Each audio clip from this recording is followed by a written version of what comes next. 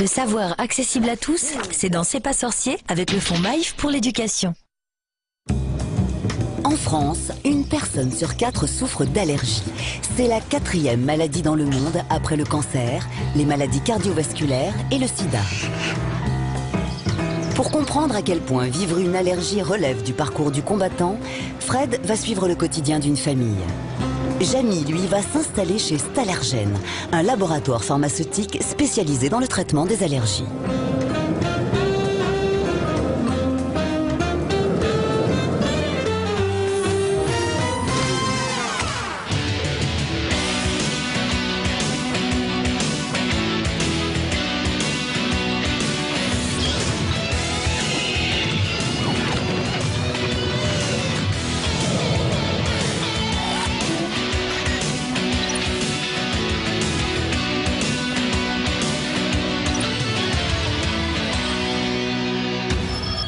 Nous verrons qu'une allergie peut parfois commencer au fond de notre assiette et que consommer un simple aliment peut avoir des conséquences dramatiques chez certaines personnes. Tous les ans, lorsque les pollens se propagent, ils font des milliers de victimes. Mais bien d'autres allergènes peuvent aussi provoquer des maladies respiratoires. Alors, peut-on vraiment guérir d'une allergie ? Avec l'introduction de nouveaux aliments, on voit émerger de nouvelles allergies, les allergies alimentaires. Elles peuvent apparaître à tout âge, mais restent plus fréquentes chez les enfants. Pour bien comprendre comment vit une famille, chaque jour, lorsque l'un de ses membres ou plusieurs souffrent d'allergies, on va aller rencontrer Caroline, elle est maman d'une grande famille. Bonjour Caroline. Bonjour Fred. Bonjour. Bonjour Alice. Bonjour Fred. Alors, c'est toi qui fais des allergies? Oui. Mais t'es allergique à quoi? À quel produit? Au lait, aux œufs, qui sont pas très cuits, au blé cru, à la viande rouge, au thon, aux lentilles, aux petits pois et à l'avocat. Donc tous ces produits-là, tu peux pas en manger? Non. Et ça doit être vraiment difficile de faire les courses, alors comment vous faites? On fait attention à tout ce qu'on prend. On va par exemple prendre des produits sous vide plutôt que des produits à la coupe. Parce que les produits à la coupe, on ne sait pas ce que le couteau a touché avant. Alors dis-moi Alice, quand tu manges ce genre de produit, ou si tu en as déjà mangé, qu'est-ce que ça fait? Bah je gonfle ou alors j'ai de l'urticaire. Tu gonfles, mais ça veut dire quoi, tu gonfles? Bah je gonfle, il y a des parties de mon visage qui gonflent. Par exemple la lèvre ou... D'accord. Parce qu'il faut préciser que la moindre petite trace de ces aliments peut provoquer une allergie. Oui. Par exemple, quand elle était bébé, un jour, son papa l'a embrassée, il avait mangé du fromage sur le front. Voilà, et on voyait la trace de son baiser, ça a gonflé. Ça avait gonflé un peu? Voilà. Donc t'as pas le droit d'avoir des bisous? Bah si, sauf qu'il faut faire attention à ce qu'on a mangé. Dans la famille d'Alice, ses 3 frères, Étienne, Martin et Louis, ont tous déclenché à un moment donné de leur vie une ou plusieurs allergies alimentaires. Allergies aux œufs, aux poissons, au lait ou au blé. Et vous, les parents, papa, maman, vous avez aussi des allergies? Alors, mon mari est allergique aux crustacés. Ouais. Et puis moi j'étais allergique à rien, mais la semaine dernière j'ai mangé des crevettes et puis voilà, ça s'est pas bien passé donc... ça commence peut-être. Voilà, ça commence peut-être. Non mais que disent les médecins? C'est familial? Il y a des origines? Oui, bah, c'est génétique. En fait, des deux côtés il y a des allergies et puis voilà, lui plus moi ça donne ça. Et vous, ça va? Pas allergique à la télé? Alors c'est bon, on peut y aller. Une allergie est provoquée par un dérèglement du système immunitaire. Concrètement, des personnes deviennent sensibles à des substances qui entrent dans la composition des aliments ou dans la composition des grains de pollen, ce qu'on appelle des allergènes. Alors en temps normal, quand ces substances pénètrent dans l'organisme, elles sont comme tout intrus dirigées vers ce que l'on appelle des ganglions lymphatiques, véritables centres névralgiques du système immunitaire, qui très rapidement constatent que ces substances ne présentent aucun danger. Seulement, chez certaines personnes, ça ne se passe pas du tout comme ça. La présence de l'allergène déclenche la production d'un certain type d'anticorps. Pour info, on parle d'anticorps IgE. Ces anticorps, comme vous le voyez, vont aller se fixer sur d'autres cellules du système immunitaire, les globules blancs. Ces globules blancs sont disséminés dans tout l'organisme. On les retrouve au niveau des tissus de la peau, des voies respiratoires et du système digestif. Il y en a même dans le sang. Bref, partout où la rencontre avec l'allergène est la plus probable. Quand l'allergène se présente à nouveau, les anticorps l'interceptent et les globules blancs sur lesquels sont fixés les anticorps réagissent. Ils explosent en libérant de l'histamine, une substance qui va provoquer l'inflammation des tissus. Le patient souffre alors de démangeaisons, d'irritation au niveau des yeux et du nez. Il peut aussi avoir le nez qui coule ou le nez bouché.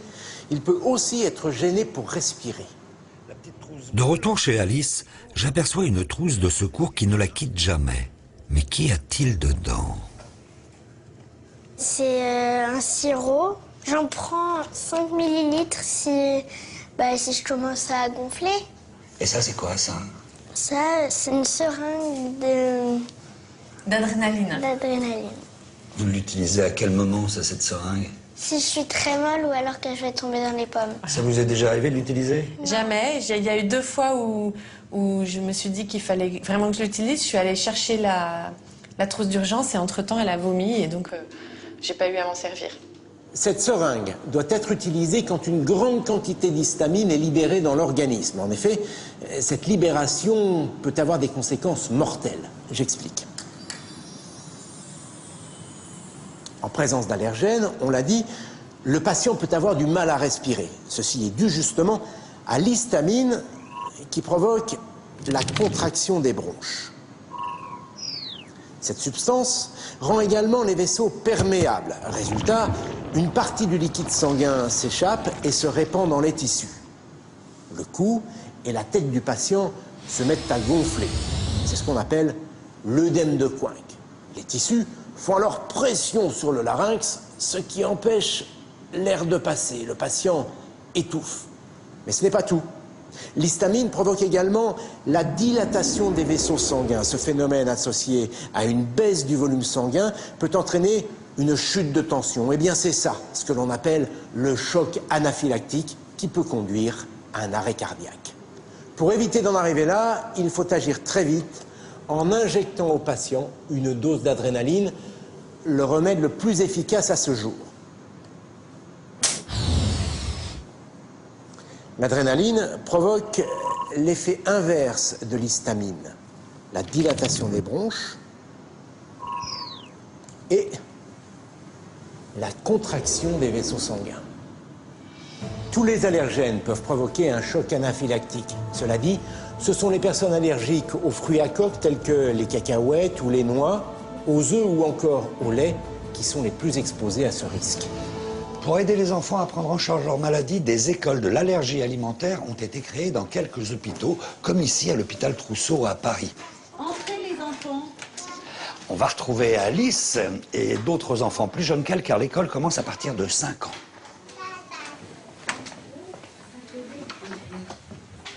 Un jour, après avoir mangé quelque chose, il est devenu tout rouge, avec plein de boutons.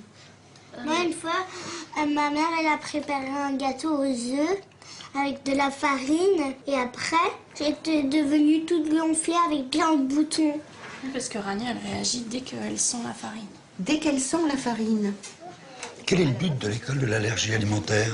C'est de faire prendre conscience aux enfants de leur allergie, de pouvoir améliorer leur qualité de vie, de pouvoir se traiter correctement en cas de réaction allergique qui sont parfois très sévères. Alors, en fait, vous avez mis en place toutes sortes d'outils pour pouvoir leur en faire parler. Bien sûr, nous avons mis en place un livre d'histoire pour les enfants plus petits, un jeu de marionnettes, une reconnaissance des aliments. Par exemple, les fruits à coque. Quand on vous dit fruits à coque, qu'est-ce que ça peut vous évoquer? C'est pas si simple. Donc eux n'en mangent jamais, n'en ont jamais vu. Donc il faut bien leur montrer ce que sont les fruits à coque pour qu'ils puissent les reconnaître et surtout les éviter pour pas en manger. Je vous ai fait un petit gâteau. C'est un petit gâteau. Vous allez en prendre une petite part. Mais il y a quoi dedans? Je sais pas, je m'en souviens plus. T'en prends un petit bout. Allez. Ah non, si je sais pas ce qu'il y a dedans, je peux réagir. Oh, bah alors Elliot, t'en prends un petit bout, toi, hein? Non. Alors, en fait, est-ce que ces enfants qui souffrent de ces allergies peuvent guérir un jour ou un autre? Alors là, c'est la grande question. Nous espérons, nous avons maintenant des voies de recherche extrêmement intéressantes sur les tolérances à certains aliments. Ça, je l'ai vu chez Alice. Chez elle, elle prend régulièrement quelques petites gouttes de lait comme ça. Oui, Donc le but, c'est de absolument. pouvoir Voilà. accepter le produit. Absolument, pouvoir accepter